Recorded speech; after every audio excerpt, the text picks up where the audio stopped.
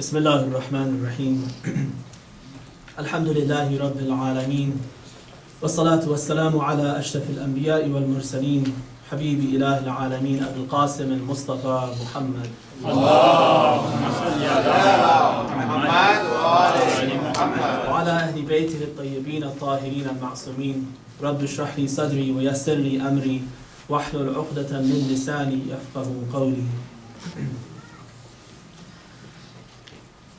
Yesterday I spoke about this one paradigm of equality, taken kind of from the Declaration of Independence, that all men are created equal.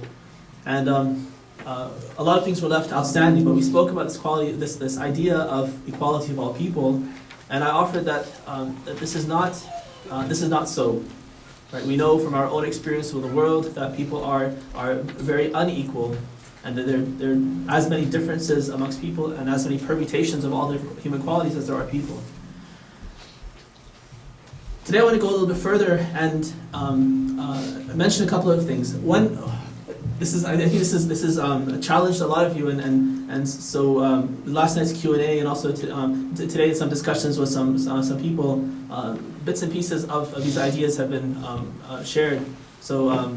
And those who have heard some of these ideas, you'll forgive me for repeating them, but it's good to have them all kind of coherently presented to everyone who heard yesterday's lecture.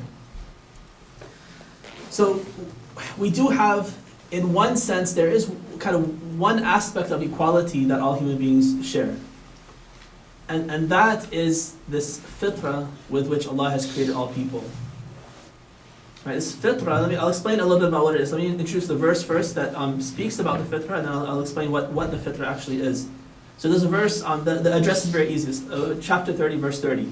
Right? And the verse, it says, فِطْرَةَ اللَّهِ الَّتِي فَطَرَ النَّاسَ عَلَيْهَا لَا تَبْدِيلَ لِخَلْقِ اللَّهِ ذَلِكَ الدِّينُ الْقَيِّمُ وَلَكِنَّ أَكْثَرَ النَّاسِ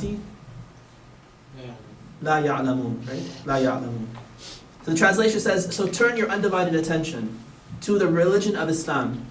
Right? Fitrat Allah, in that particular grammatical form, there's a lot that's omitted. So those of you who don't know too much Arabic, you might be wondering kind of where did all that come from. But he's encouraging us. The same way we say Tasbih al-Zahra at the end of the prayer, it's mansub, Tasbih al-Zahra, we're encouraging people, go for it, recite the Tasbih al-Zahra. So here also, Fitrat Allah, he's encouraging us and goading us, saying, turn your undivided attention towards the religion of Islam. And in so doing, adhere to your innate inclination to God. Right? The innate inclination to God is this fitra, where almost instinctually, every human being, simply because he's human, he or she's human, he has this inclination, this pull, this draw towards Allah, our Creator, with which God has created all people. There is no altering God's creation. That fitra that's there in us, it can't be changed. Right? So the evilest person you can think of, who has the absolute no recognition of Allah, and doesn't even accept His existence, that fitra is still within him unchanged. It can be covered, it can be veiled in such ways that the person himself doesn't recognize it within him, but it's still there. And there is always room, there's always hope until the person's last breath, that he'll move those veils away, consciously turn towards Allah and answer this fitra that's within him, and turn back to Allah. Okay, so there is no altering God's creation. That religion is the upright religion, but most people do not know. Okay, so there is this fitra. Again, this is a common thing. Every human being has this. One way to understand the fitra is that it's an aspect of our intellect. The intellect with which all human beings, at least those who have an intellect, right? We know that children, for instance, under a certain age, they don't have this quality of intellect, and it's something that develops as they grow older. That's why they're not responsible for their deeds until they reach a certain age. At the age of 15 for boys, the age of 9 for girls, according to the lunar calendar, that's when Allah has determined that every child now has the requisite level of intellect, not full intellect, but the requisite level of intellect that he can now justifiably hold them accountable for their deeds. At least at the level of the basic wajibat, the prayer, the fasting, these kinds of things. So at that level they have this intellect. We also know that there are people, for instance, who are insane, meaning that they've lost their intellect. Right? They're also not responsible for their deeds. So barring those class of people, normal human beings, normal adult human beings, male and female, have this quality of intellect. That intellect is what gives rise to this fitra. Right? This fitra. Some of our scholars they analyze the fitra as a kind of knowledge, an innate recognition of Allah, and others analyze the fitra as an inclination towards Allah. Right? It's a subtle difference between the two, but in either case, what it's saying is that human beings naturally know their Lord and have this inclination towards Him. Right? I think of it like a homing device. Right? Something that's implanted within us that brings us back home. He's created us, and He's put this thing within us, so that regardless of where we are in the world, regardless of our upbringing, regardless of our environment and everything else that we face, we have planted within us this seed, this magnet, which pulls us back towards Him. Right? And so even if a person is left alone and without any guidance, he still has a certain drive that makes him ask certain key questions that are going to pull him back towards Allah. He'll want to know naturally where he's from, why he's here, what purpose does his life serve. And those key questions are what are going to drive him to search and ask questions and do whatever he can to find the answers that are going to satisfy him and give his life purpose. Right? That's the fitra. And it can be the goal of the way we raise our children, and many of the things that we do is to try to kindle that little spark. That spark that's there to fan the spark, ignite it into a flame and make it burn brighter and brighter through learning, through contemplation, through worship. Right? Worship plays a big part in this. As we develop this relationship with Allah, we get to know Him better, and there's an interplay between our knowledge of Him and our fear of Him and our closeness to Him, and gradually, if we're on the right path, then that flame gets fanned to brighter and brighter, and it's what leads us back to Allah and gives us that faith that we have. That fitra is there in everyone then. So in that way, we are all equal. We are created equal. And so if you pay attention to the way Thomas Jefferson also wrote it, he said, God, all men are created equal. Right? He uses the word created. Right? He was a theist, a monotheist. He believed in God, and he believed that we're the creatures of God. And so he also mentions that we're created equal, which is a key thing. So perhaps his understanding was also similar to our understanding, that we are made equal, at least at this level of fitra. And that's what really counts.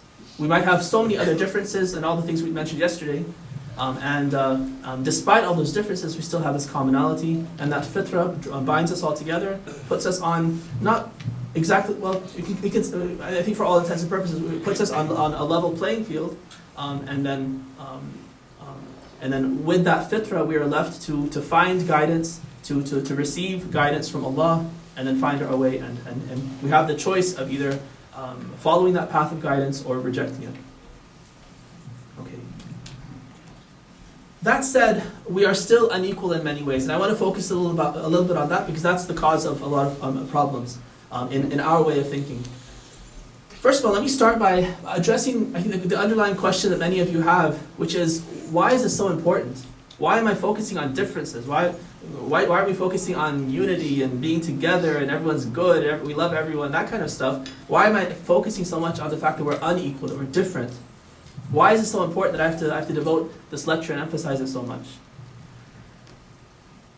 It's important because it's one of the natural implications of our belief that religion is real.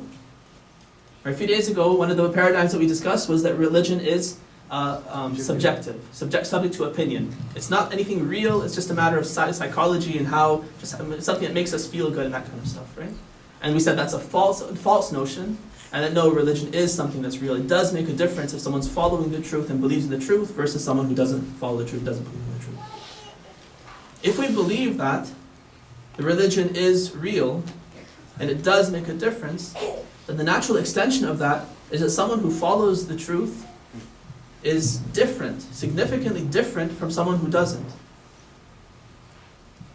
And it's because the next step is something that's a little bit scary, I think we suppress this and say, no, I'm not going to accept that extension of this first idea.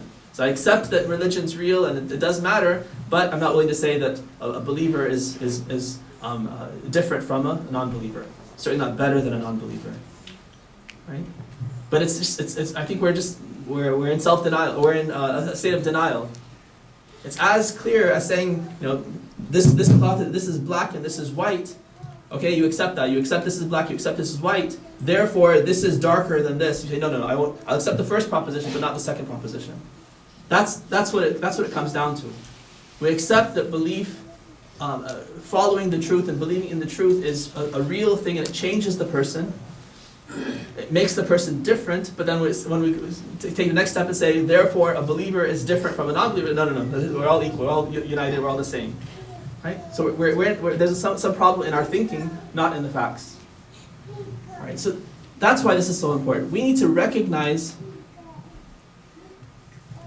religion and belief in the truth as a real value that makes a difference in our lives. Probably one of the reasons why we don't think like this is because of the way we think of religion. The role that religion plays in our life is something that's not ideal. Right? In a secular society, we kind of dealt with several times in different ways, but in a secular society, because there's diversity, because we're constantly in this kind of in commerce with other people, it's hard to. It's a challenge to practice Islam in all aspects of our life. It's much easier to kind of compartmentalize our life and say, religion's in this little corner here, and then the rest of me is just normal. So I'm just like you, I'm just like my neighbor, just like my coworkers, I'm just like you. You go to church, I go to the mosque. You have Sunday worship, I have Friday worship. You have Christmas, I have Eid. No, other than that, there's not much difference. Right? You have Lent, I fast during Ramadan. Right?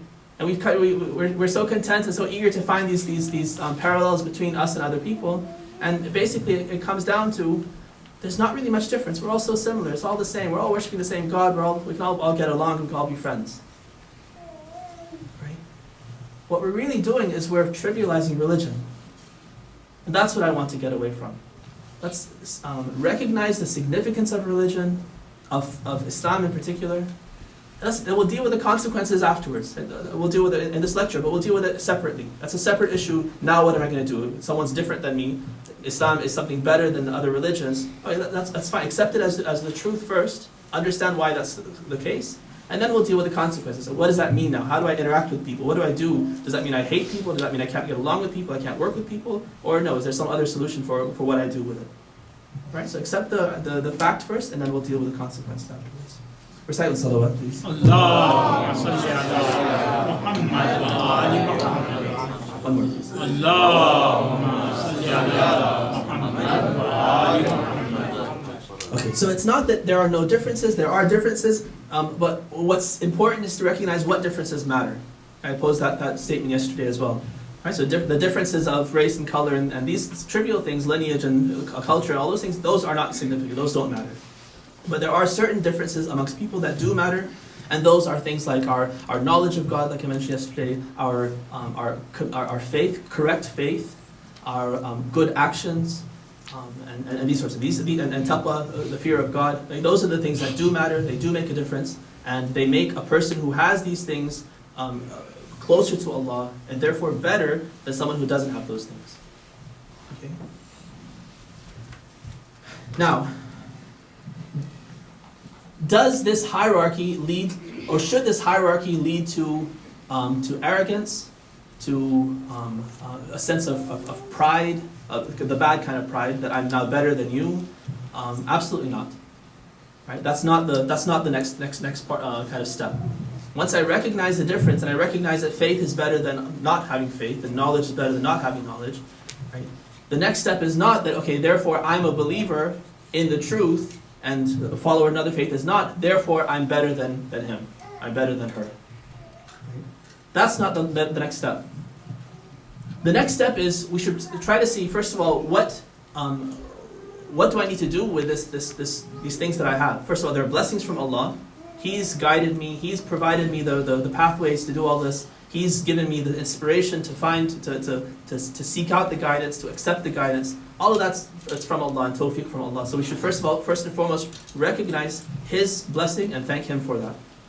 And that in itself we'll never be able to do, but we should engage in that act and show of gratitude to Allah for that blessing. So we're indebted to Him. The more faith we have, the more righteousness we've done, the more we're indebted to Him. Right? In that sense, and I don't remember if this is a hadith or not, but it's a kind of a clever thing. It does work its way into poetry sometimes. To think that the Prophet, right? We might think of the Prophet as, of course, he's the best of creation, but by being the best of creation, he's also the most impoverished to Allah. Meaning that he has the most blessing. He's been given the most favor of all people, and therefore he's also the most indebted to Allah for all of those favors. Right? So that's why there's that famous interchange where he's praying and he's even kind of, it seems like he's being hard on himself, and Aisha comments that, haven't you already been guaranteed paradise, why are you tiring yourself out so much? And he says, should I not be a thankful servant? Right? His response to being the best and being the most well endowed in all human virtue was to turn around and say that therefore I need to be the most grateful servant of all. Right, so that should also be our response. The more we're guided, the more knowledge, the more tawfiq we've had, the more indebted we are to Allah. This also creates certain responsibilities for us. If we have guidance, that doesn't mean, okay, we're home free and we're done with our duty and we have nothing else to do. Absolutely not. The more guidance we have, the more knowledge we have, the more of an onus there is on us to then turn around and do certain things with them. Right? So my point is that this kind of understanding of this hierarchy of faith over unfaith should not translate into arrogance. Just the opposite. It should translate into a heightened sense of duty, a heightened sense of gratitude, these kinds of things. Okay, let's move on a little bit and see. Okay, now I understand that there is this difference. People are different based on these important factors. What is how do we treat people who are differently? How does that affect our interactions with them? Does it not? And how does it if it does? Let's talk about, I want to split this up into two parts. One is in an Islamic state, an Islamic government, how does this affect things? And then secondly, in our own personal dealings with people of other faiths, how is that going to affect our interactions with them? So in an Islamic state, we do have this concept of equal rights at a certain level for all citizens of an Islamic state. At a certain level, right? There are certain rights that are common to all citizens of the Muslim state. And I talked about those three categories yesterday of the Muslims, the dhimmis, who are Ahlul Kitab, followers of monotheistic religions, Christians and Jews, who have agreed to abide by certain regulations. And then mu'ahadeen, people who have otherwise signed a treaty even though they don't follow one of these monotheistic religions, but they've entered into an agreement with the government to allow them to live peaceably in the Islamic lands. So all three of these categories are afforded certain rights. And this isn't an exhaustive list, but it gives you kind of a view hole into some of these common rights that are there for all people. So two of the basic ones, one is protection of life and property. That again is something that's mentioned in the Declaration of Independence as well. Right? And among these is life, liberty, and the pursuit of happiness. Right? So protection of life and property. Any citizen of the state has the right to live, first of all to live, and then to live peacefully, not to be hurt, harassed, and those sorts of things. So if even a non-Muslim is to be hurt or harassed, then the Islamic government would step in. No matter what the person's religion, which category he belongs to, the government would have a duty to protect that person, make sure he and his family are safe. Right? So that's one. Property as well. Wealth and property, they have the rights to own. They have the right to, whatever they own, it has to be kept safe. And if anyone transgresses their rights, then the transgressor, even if the transgressor is a Muslim, and the transgressed against is a dhimmi or a mu'ahad, the government will protect the dhimmi and mu'ahad against the Muslim, because the Muslim is the transgressor. So on those levels, there's equality. amongst all the citizens of the state. A second, or second or third right, which also kind of gives you a sense of it, is a right to due process in a court of law. Right? This is also a common thing that we know of over here. That's one of the principles of our U.S. government as well. So due process. That means that if a non-Muslim citizen has a grievance against a Muslim, it doesn't, like, the fact that he's a non-Muslim and he's a Muslim has no bearing on the matter. They're both citizens. One's grievance it's accepted on fair terms, and it's a matter of presenting evidence and arguing the case and those kinds of things. And whatever the verdict, whether it's for the Muslim or against the Muslim, so be it. It's all based on evidence and based on the due process of the court. There are a couple of examples. I shared these examples in the Q&A last night, but I want to repeat them again. They're good stories to have, so the kids can also benefit from this story. It kind of adds to their repertoire of different stories and ideals that we have from the lives of the Ahlul Bayt, and it's an example for what we're talking about. So in one instance, we have Imam Ali alayhi salam.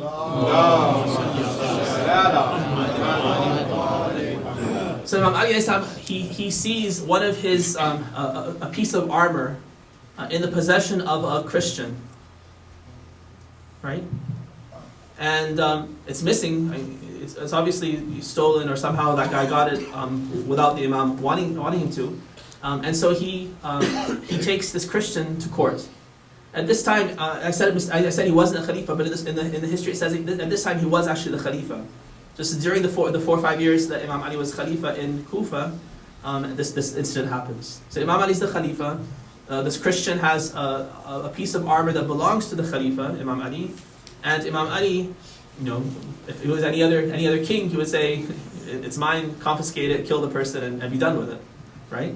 But he charges the person and says, he makes the claim that this is my armor, and he takes him to court. He sues him. When they go to court, the judge he recognizes the first thing a judge has to do in the Islamic legal system is to identify who is the plaintiff and who is the defendant. Right? So he recognizes correctly that Imam Ali is the plaintiff. Right? He's making the claim, and now this the Christian is the defendant. So the duty. The burden of proof always lies on the shoulders of the plaintiff. If Imam Ali is claiming that this is his piece of armor, the burden of proof is on Imam Ali. He has to present evidence. It's not up to the Christian. It's in his possession, so I mentioned this yesterday, by default, we assume that it's the Christian's until Imam Ali can prove otherwise. Yeah? So the judge asks Imam Ali, the Khalifa, he says, "What evidence do you have to support your claim that this armor actually belongs to you?" Imam Ali says, "Actually, I don't have any evidence. No receipts, no credit card bills, nothing like that. I have no proof. It's just it's my word against his."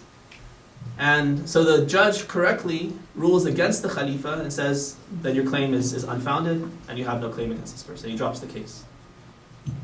Right? And Imam Ali accepts the verdict because he did it correctly. The judge ruled correctly, and that's the end of it. The Christian is so impressed by the fact that he can win a case against the Khalifa of Muslims, and there's complete justice in this court of law, that he's affected and he ends up converting to Islam and becoming a Muslim. That's one example that we have from Imam Ali's life that shows this equality before the law, the due process is observed in an ideal Islamic system. A second example also involves Imam Ali alayhi salam, but this is earlier on during the Khilafah of the second Khalifa, Umar ibn Khattab. So again, Imam Ali has a complaint against a Jewish citizen of the state, and again he sues him, and they go before Umar this time as the judge. And so when Umar brings the two in front of him, he addresses them and says to Imam Ali, he says, "Abul Hassan," and then first says salam to him, and then when he refers to the Jew, he refers to him by his first name and says salam to him. Imam Ali immediately objects, right? Because in Arabic culture, the kunya, when you say Abu so and so or so and so, that's a sign of respect. right? It's as like saying Mr. Mr. Arastu versus saying Rizwan, right? So Mr. Arastu in our American culture is more of a sign of respect, and you always say Rizwan, use the person's first name if you're on a first name basis and very familiar with the person.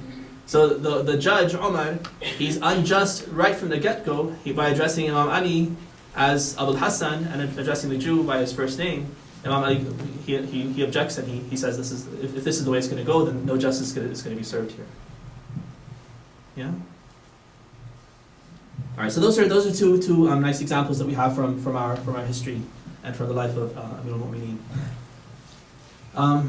Okay, so that gives us a sense of the kinds of rights that are preserved and are on the books for Muslim and non-Muslim alike. If they are citizens of the state, then they have these sorts of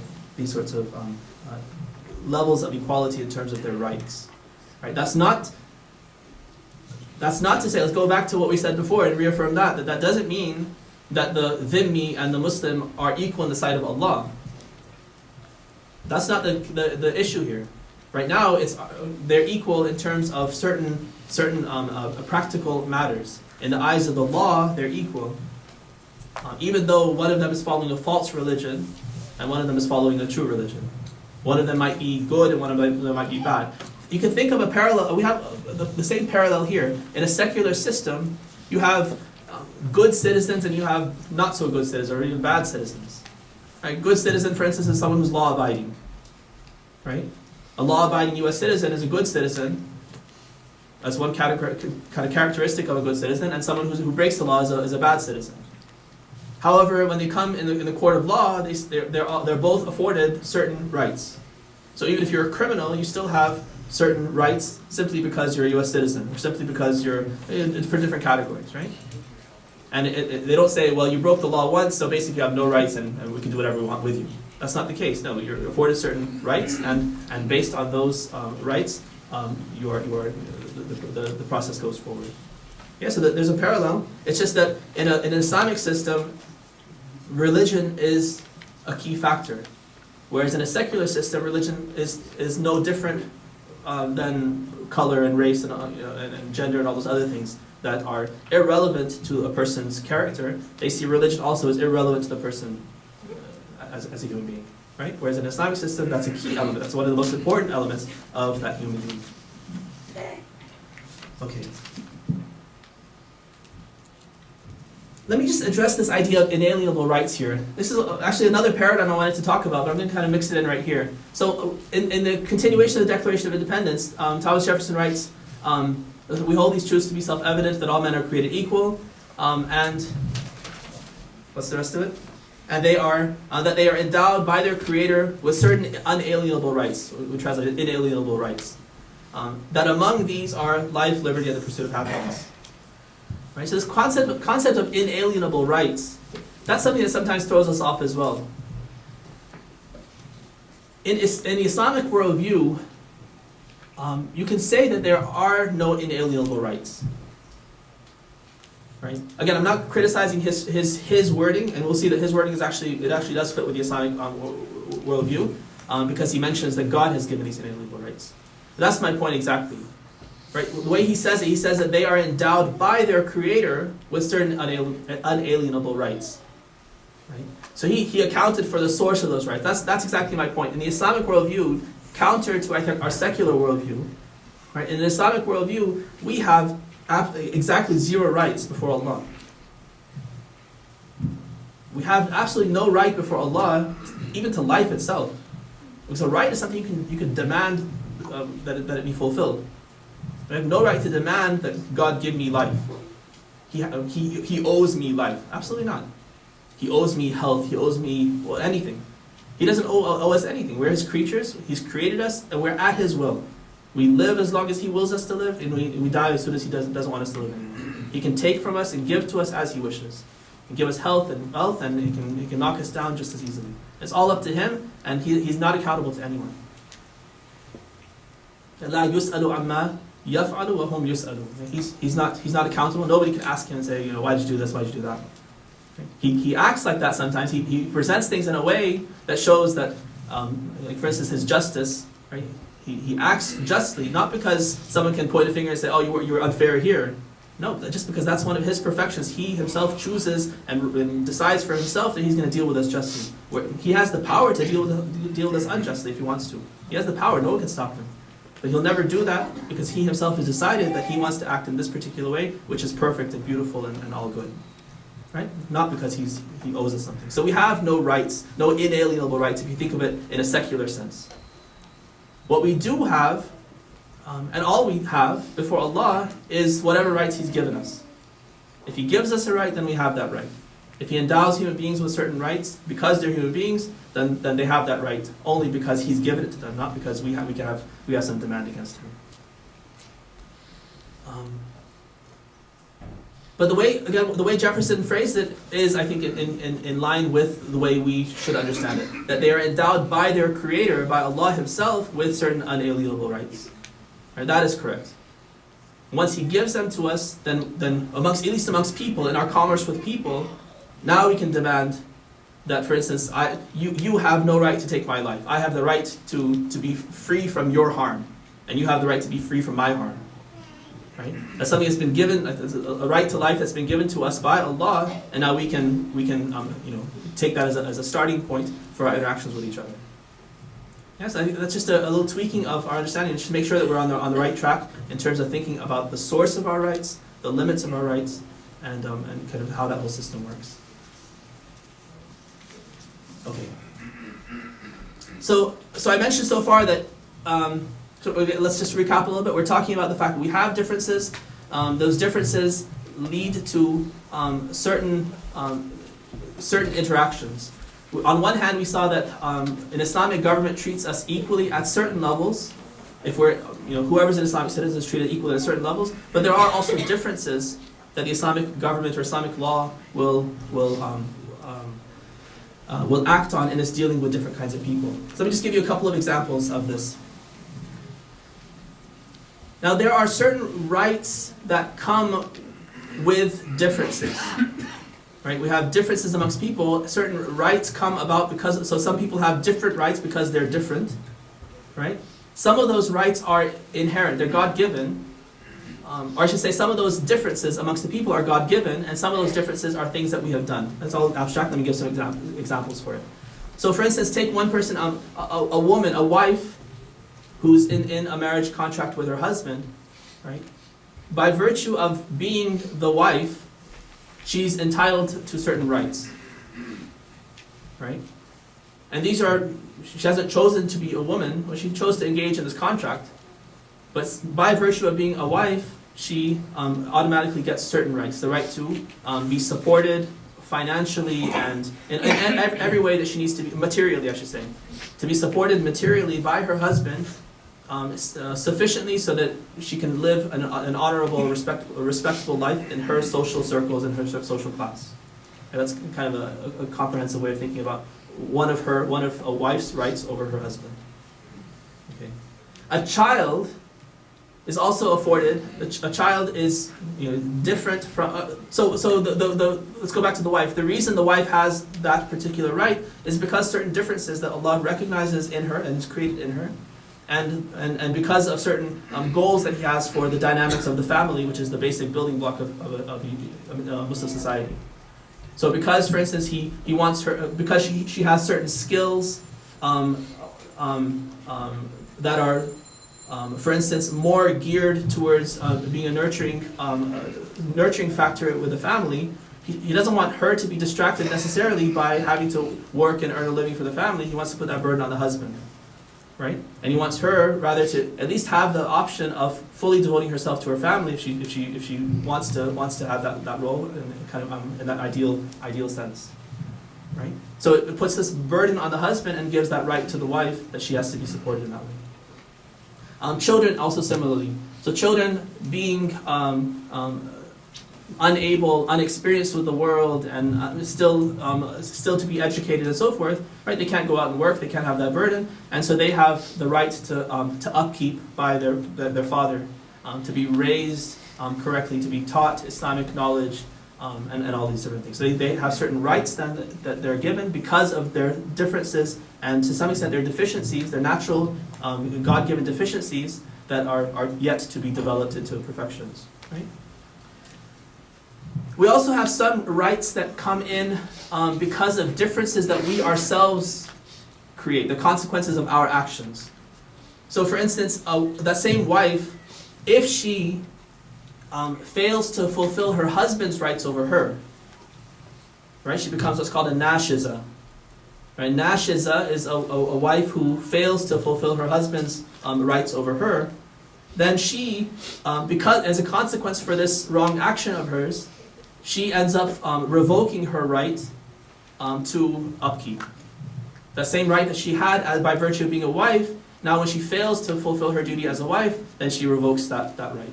That's a consequence now of her choice. She's being treated now differently from other wives by Islamic law by virtue of something that she did, which was unfavorable. Okay.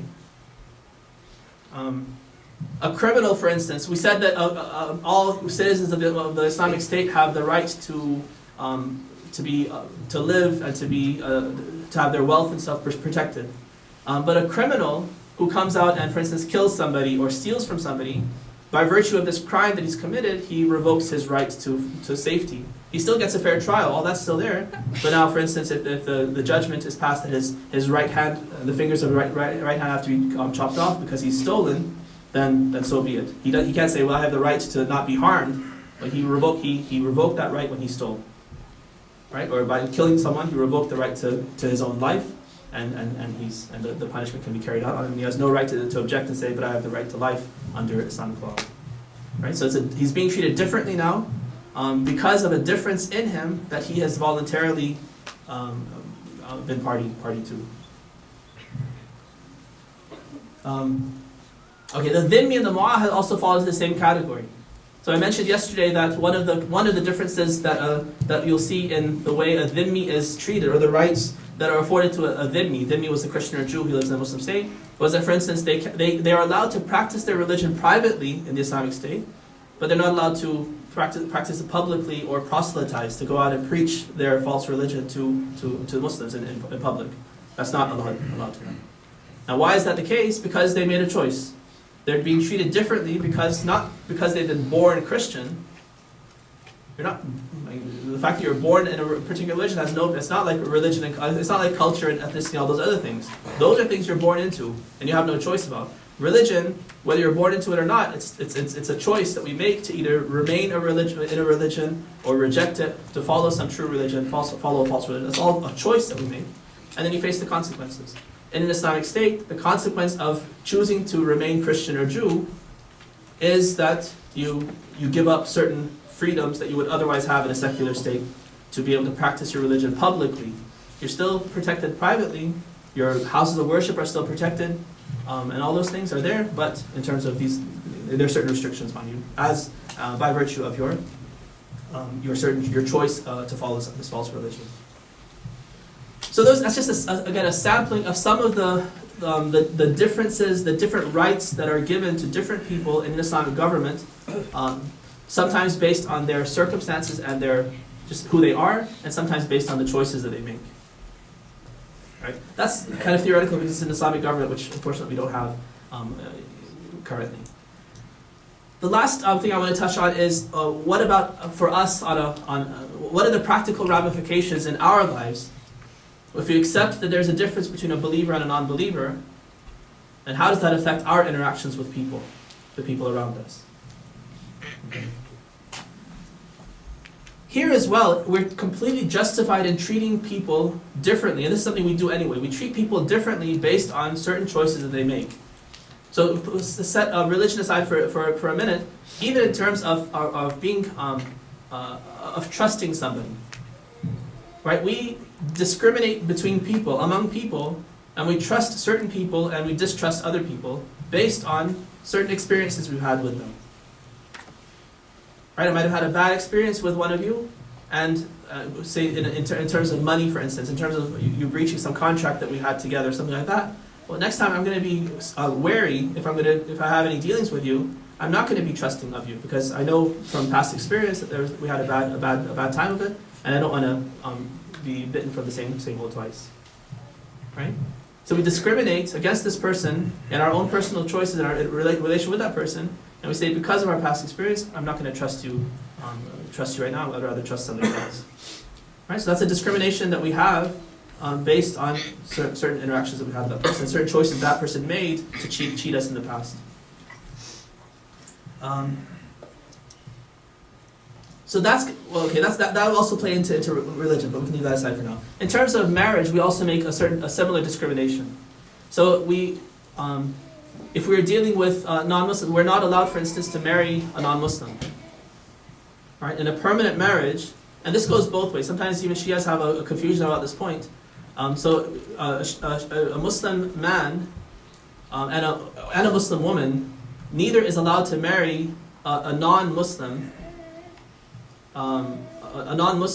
in a permanent marriage. Okay.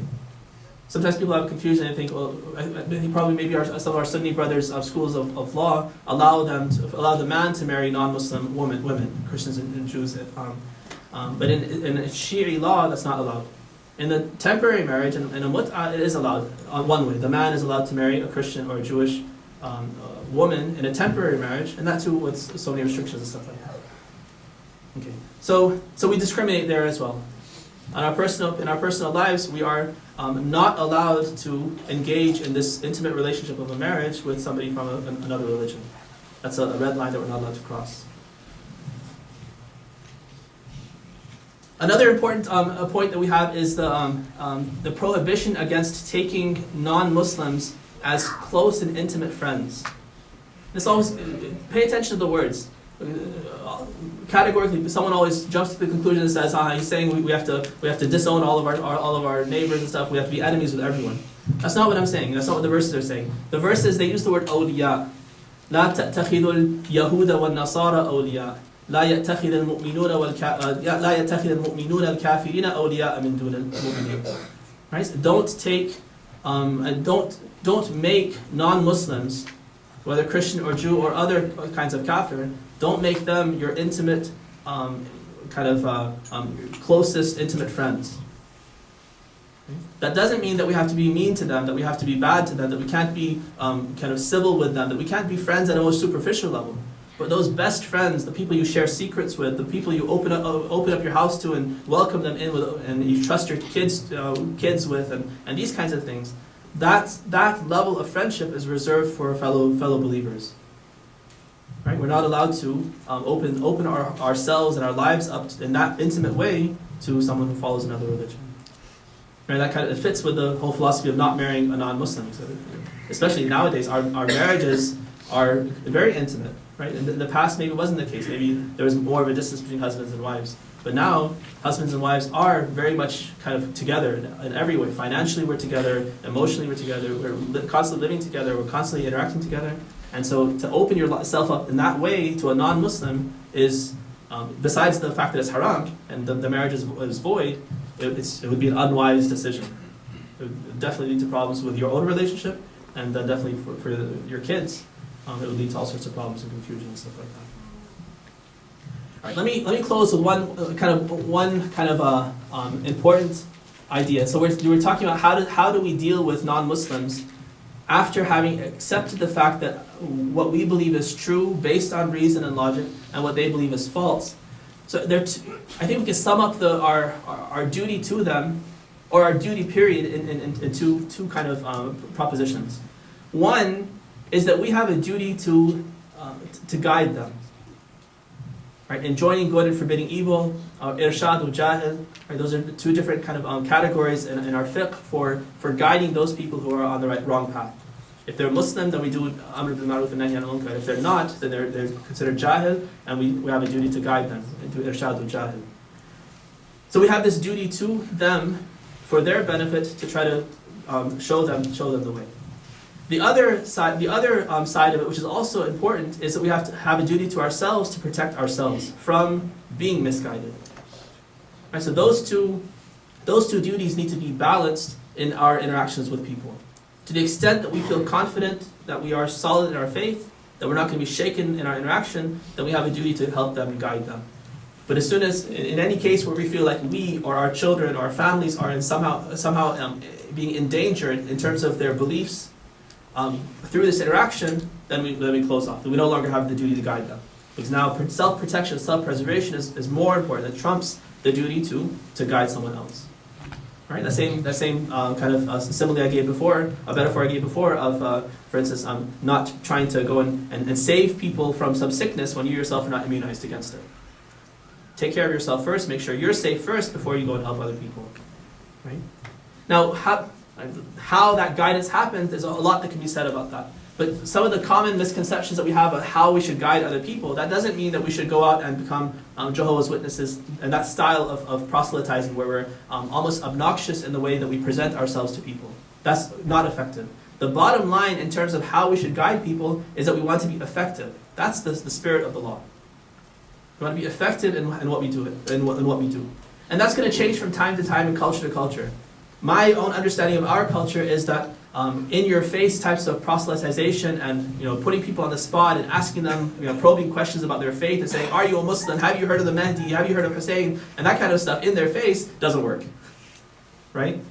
And if you think otherwise, then in your own experience you had good experience with that, then that's fine. The bottom line is you need to be effective. So if you're doing something, your approach is a way that pushes people away instead of attracting them to Islam, then that's the wrong approach. My understanding of our culture is that the best way to attract people towards Islam is first and foremost to model Islam, to live Islam well. كُونُوا دُعَاةً لِلنَّاسِ بِغَيْرِ أَلْسِنَتِكُمْ. First and foremost, before you even start using your tongue to call people to the faith, first and foremost model Islam properly, and that in itself has a magnetic effect, a charismatic effect on people. And that's only one step though. We can't just say, well, I'm just being a good Muslim and I'm not going to say anything. That hadith is not saying don't use your tongue. It's saying before your tongue, before you start using your tongue, first model it, first be a Muslim. And then once you are a Muslim, people start to get interested, they start asking you questions themselves, especially if you're good, you're helpful, you're helping your neighbors, they see that you're always there to serve and to be kind and these kinds of things, they're going to wonder, because that's an anomaly nowadays. To have someone who's well-rounded and healthy and good family and good and kind, all this stuff, it's rare to see that. And so they get excited when they see someone like that. And then that will help them to open up and maybe ask you questions about where does all this come from? Why are you so kind to me? Why did you help me when you had no need to? Or maybe it'll offer you opportunities. Your interactions with them will offer you opportunities to be able to, for instance, share with them. They'll say, "We see you're really busy these nights. We haven't seen you around in these evenings. Usually we see you in your yard. We see you in the evenings. These days we don't see you." And then you can explain to them, "Oh yeah, we have these services at our mosque." And they'll say, "Well, what is it about?" And it'll open a door for them to start asking you questions. Once they start asking you questions, then they're opening themselves up. Then you can give them something and tell them something about what we're doing, why this is so important to us, right? Make it more about telling them about us, that this is what Muslims do, this is what we do, rather than say this is what you should do. You should come to the mosque with me tomorrow, right? That's all of a sudden it puts them on the spot, right? Work up to that. First, model it, attract them, get them to ask questions, give them whatever you can. Always beautiful, always good, always standing up for the truth, always acting with principle, and that opens up doors, it opens up their heart. All right, if you have any questions. Yes, brother. You've started this with saying that every individual have what's called fitra, and this fitra is kept inside him or her as long as he's alive until and there are some things that hide it, either ignorance or some kind of sins, until his death. And it might work for him before his death that these covers goes away and he might see the right path. I have one verse here I would like to recite. استغفر لهم أو لا تستغفر لهم إن تستغفر لهم 70 مرة فلن يغفر الله لهم ذلك بأنهم كفروا بالله ورسوله والله لا يهدي القوم الفاسقين. So I see a contradiction between the verse and what you've said. Point out your why do you see the contradiction? Show the contradiction itself. In this verse, it shows that whether the Prophet has asked for forgiveness for them or not, Allah is not gonna forgive them, and definitely they're going to hell. Okay. So, well, I don't see any fitra in this sense. It shows that fitra might disappear or vanish for some people. So, is this? Is my understanding right for it, or? No, this verse. So the verse is saying it's whether you ask for forgiveness or don't, Allah won't forgive them. There are also some. Think of it like this: if you were to think of the best circumstance or the most likely circumstance in which Allah will forgive someone for a sin, it would be with the help of the Prophet. Right? If you were to, Allah Himself says that if they were to come to you. And seek forgiveness from Allah and seek forgiveness from, and then the Prophet seeks forgiveness for them, then they would see that Allah is very clement and merciful. There is also one more ayah. فَبِمَا نَقْضِهِمْ مِيثَاقَهُمْ وَكُفْرِهِمْ بِآيَاتِ اللَّهِ وَقَتْلِهِمُ الْأَنْبِيَاءَ بِغَيْرِ حَقٍّ وَقَوْلِهِمْ قُلُوبُنَا غُلْفٌ بَلْ طَبَعَ اللَّهُ عَلَيْهَا بِكُفْرِهِمْ فَلَا يُؤْمِنُونَ إِلَّا قَلِيلًا. The Taba, right? Yeah, the top. Okay, so that's a good. In Allah's top. Right, let me speak to that a little bit. So he's talking about like the fact that people's hearts are sealed at some point, right? That idea of having a seal on your hearts is mentioned several times in the Quran. How does that fit with having this fitra? Is the fitra not dead then if their hearts are sealed? The fitra is still there, but I said it can be veiled. It can be covered up. We can kind of dig a hole so deep for ourselves that we can't find our way out of that hole. And that's what these people have done. Right? The fitra is still there within them, but they've, for instance, become so steeped in sin, or become so far from Allah, and they filled themselves and their lives with so much other than Allah to such an extent that they can't even see the light anymore. Or for instance, people who commit crime after crime, right? They have so much blood on their hands, they've committed so many evil deeds that they themselves have blocked their ability to see it. I think that think of the fitra as a spark, as a small pilot light that's always lit. It never is extinguished. But you can blind yourself to it. You can cover it up with all sorts of stuff. We have that image of, for instance, the fact that the heart is it's all white, and then every sin puts a dot of black on it, and eventually you get to the point where you commit so many sins that the entire thing's black. Once it's totally black, there's not like, even the glimmer that's there is still burning inside, but you can't see it, and it has no effect.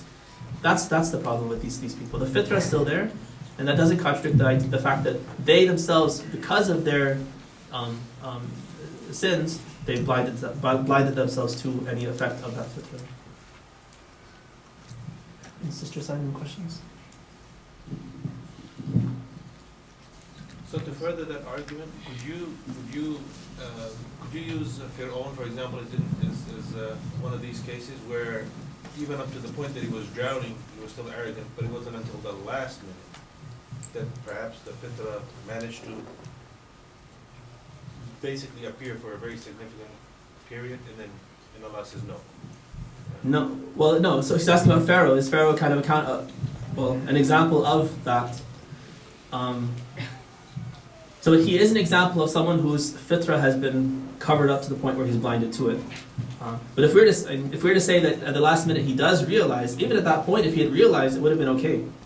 The fact that he says, "Amantu bima amanat bihi banu Israel wa ana minal," what is it? Muslim, I can't remember what the word he uses. But he says that I believe in whatever these guys believe in. That's his shahada. It's not ashhadu an la ilaha illallah. It's, okay, fine, I believe in whatever these guys believe in. And he drowns. Right? That's his last word. It's not at all faith-based. It's a desperate, just a last desperate attempt to save his life. And he's been doing this. He was playing games with Allah all the time. Allah, out of His mercy, kept on giving it like all those different the plague and the frogs and the blood and all that stuff. Right? It was like when you read the story, it almost seems kind of almost comical. The number of chances he had to reform himself. And every time he would promise, oh, I'll be good this time, we'll stop all of this and we'll believe. Allah would lift it, and then they would go back to their old ways. He sent the frogs, the same thing happened again. Same promises, desperation. It was a game, and of course Allah knows better. It seems like His wisdom is to show us how ridiculously steeped in sin Pharaoh was, that there's absolutely no chance, no matter how many chances he was given, he himself was completely bent on, well, literally bent on hell, right? So yes, he is an example of someone whose heart is sealed, but I think one of the lessons I think you can get from that is Moses' mission to guide Pharaoh. Moses' mission is not simply to save the Bani Israel, it's also to guide Pharaoh. And that's the lesson for this last part of my lecture, talking about how do we deal with people who are different, who have chosen to follow false religions. This guy's chosen to call himself God himself, right?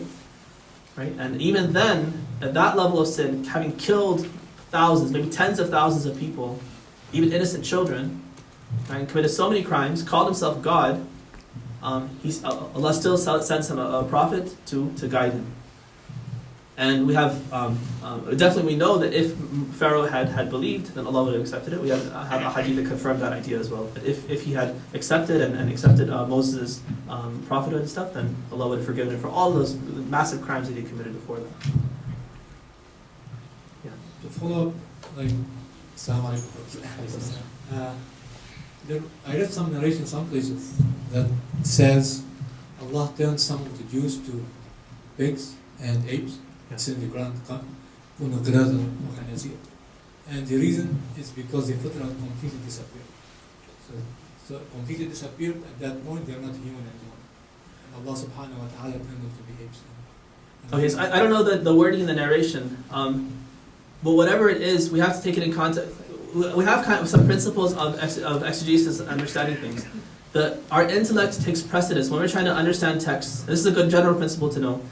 When we're trying to understand something from the Quran or something from Ahadith, right? Our intellect is our tool for understanding those verses.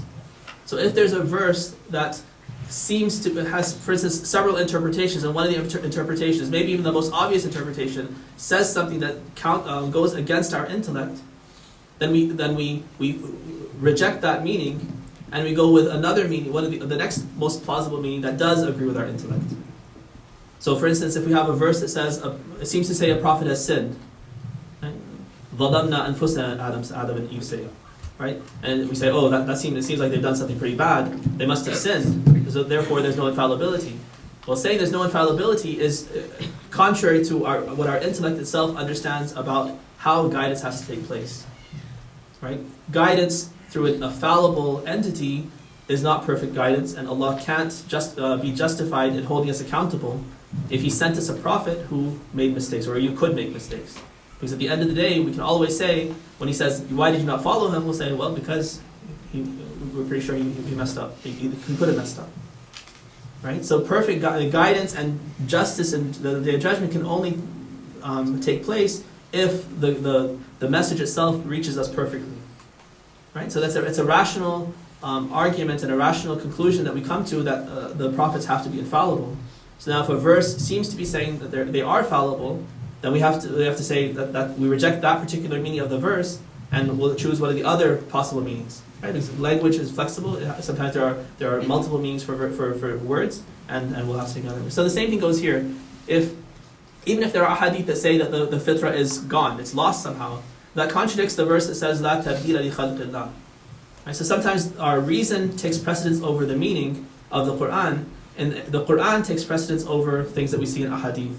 So if the Quran is saying لا تبديل لخلق الله, that the fitra cannot be changed, the way this fitra with which all human beings are created cannot be changed, and then we see a hadith, for instance, saying that it was changed in certain circumstances, then we have to say one of two things. Either the hadith is false, or the way our scholars would deal, they're not quick to throw a hadith.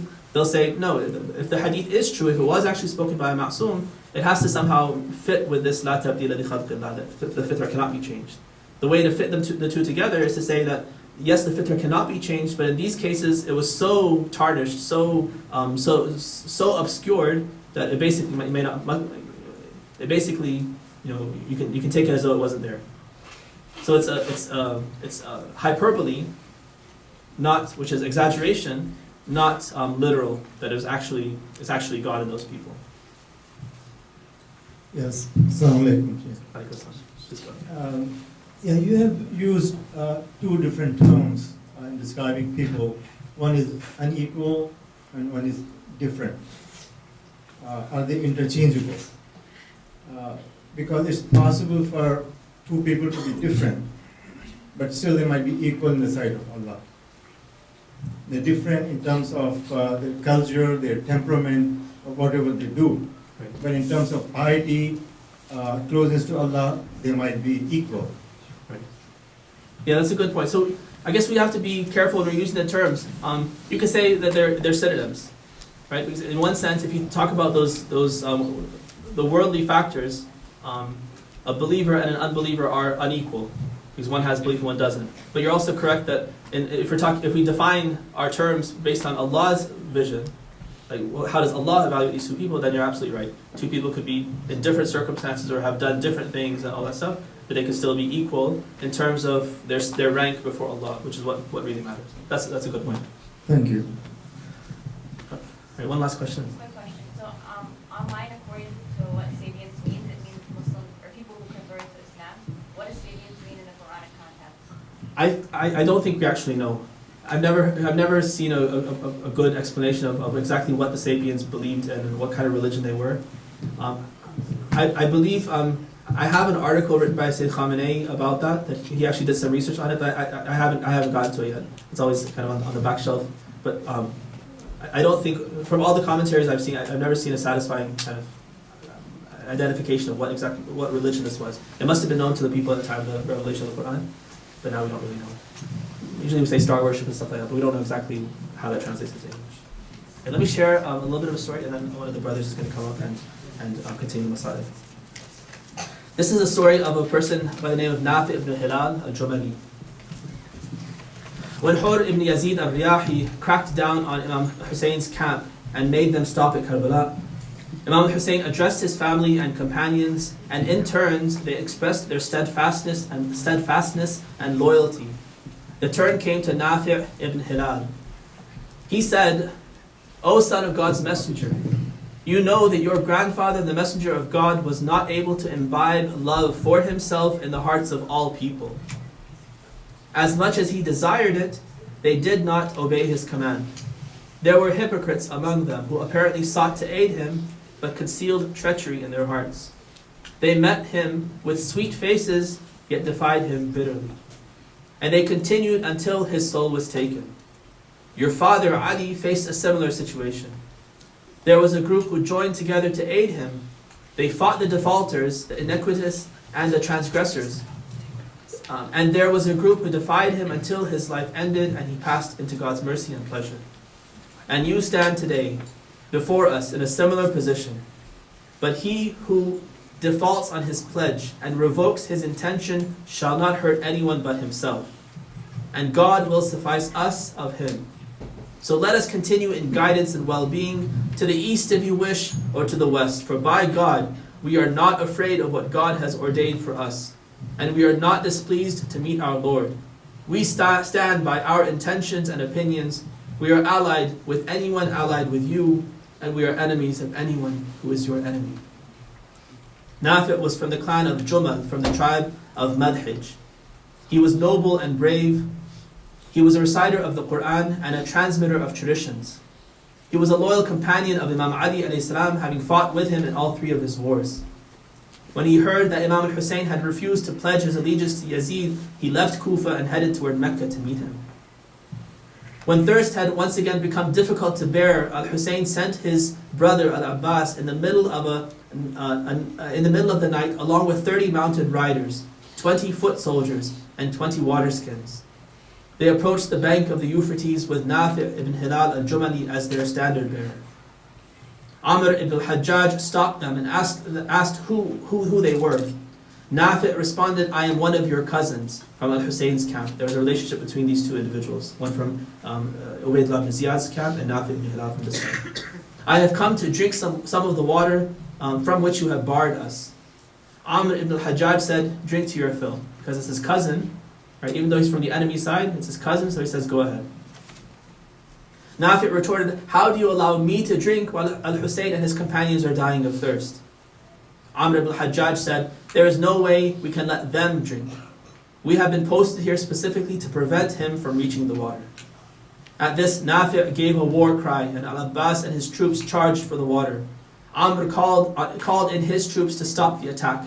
A severe battle ensued. Some of Al-Abbas's men kept the Kufan soldiers at bay, while others filled the skins. When all 20 skins were filled, Al-Abbas' soldiers retreated toward their camp. Once again, Amr ibn al-Hajjaj's troops launched an attack to prevent them from reaching their camp. But Abbas and his men fought bravely. They reached the camp with 20 skins full of water and no casualties. Amr ibn al-Hajjaj lost several men in this battle. On the day of Ashura, after the battle commenced, a brother of Amr ibn Quradha, al-Ansari, came forward from the ranks of the Kufan's army to avenge the death of his brother, who had died the previous day. Nafi' accepted the challenge and chanted the following lines of Rajaz as he struck him down. I am Yemeni from the clan of Jumal. My religion is that of Hussein and Ali. If I am killed today, then I will have achieved my hopes. That is my belief, and I shall back it up with my deeds. When Nafi' attacked again, it was with his bow. He had poisoned his arrows and written his name on them.